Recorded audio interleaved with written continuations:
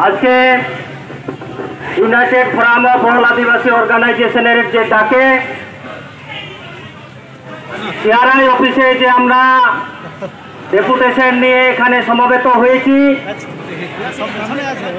সেই সমবেত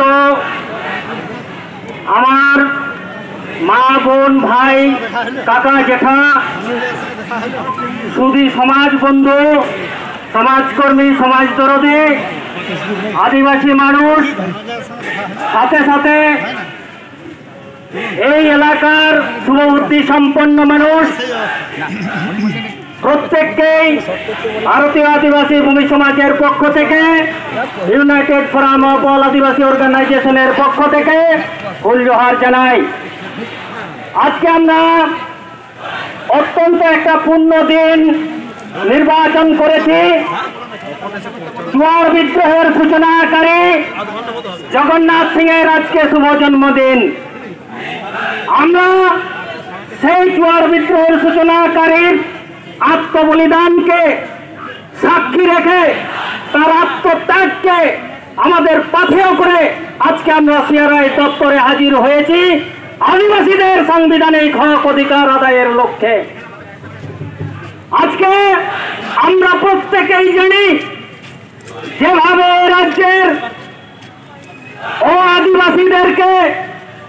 আদিবাসীদের জায়গায় সাংবিধানিক অধিকারটা পাইয়ে দেওয়ার চক্রান্ত কার বিরোধিতা করবার জন্য আমরা আজকে সিআরআই দপ্তরে এসে হাজির হয়েছি। কারণটা কি জানেন? কারণটা হচ্ছে 24 পরগনার সন্দেশখালী এলাকার যে সমস্ত মাতো পদবীধারী, সন্দেশখালীর বিধায়ক সুকুমার মাহাতো, যার বাবা কানাইলাল মাহাতো চাষা কুর্মী যার জাতি, তার ছেলে বিধায়ক সুকুমার মাহাতো কি করে ভূমি হয় তার ডকুমেন্ট এই সমস্ত ফাইলগুলোতে আছে, যেগুলো আমরা বন্দি করে নিয়ে এসেছি।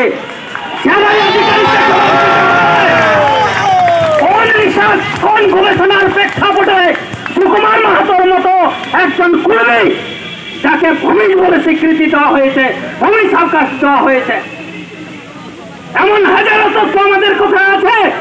আমরা মুখের কথা বলছি না, আমরা একেবারে তথ্য প্রমাণ নিয়ে আজকে আমরা হাজির হয়েছি। এই হাজারো তথ্য আজকে সেই সিআরআই এর আধিকারিকদের কাছে আমরা জানতে চাইব যে আপনারা 2007 সালে সন্দেশখালীতে আপনারা গবেষণা করেছিলেন, তো চাষা কুর্মীরা কি করে আপনাদের ভূমি হয়ে যায়?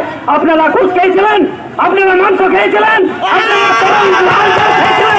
যার প্রেক্ষাপটে আপনার মাথা উল্টে গেছিল, আপনার গাঁজা খেয়েছিলেন, যে গাঁজার পরিপ্রেক্ষিতে আপনার রিসার্চ তথা গবেষণাটা উল্টোভাবে হয়েছিল।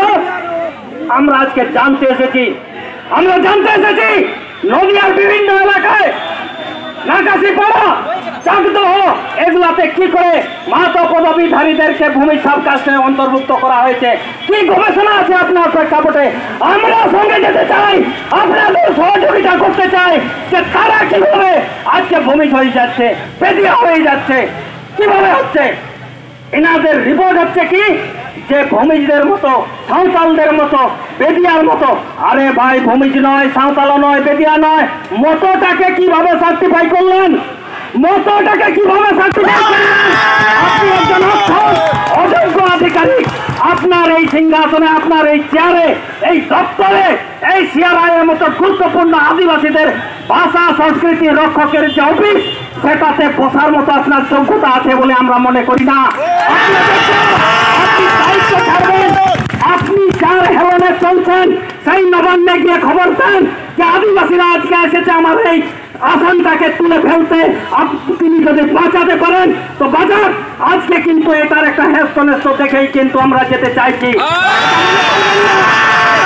মনে নেবেন না, আমরা এর শেষ দেখেই ছাড়বো। তাই বলছি, কেউ এখান থেকে যাবেন না। আমরা যেভাবে এসেছি আমরা ভিতরে যাব, আমাদের যে সমস্ত প্রশ্ন রয়েছে সেই প্রশ্নের সঠিক জবাব দিয়ে এখানে ফিরে আসবো, আবার আপনাদের জানাবো। আর এর যদি সঠিক জবাব না পাই তার বৃহত্তর আন্দোলন আগামী দিনেও দেখা যাবে। সকলকে ধন্যবাদ, অভিনন্দন, জোহার জানিয়ে আমি আমার বক্তব্য এখানে শেষ করছি।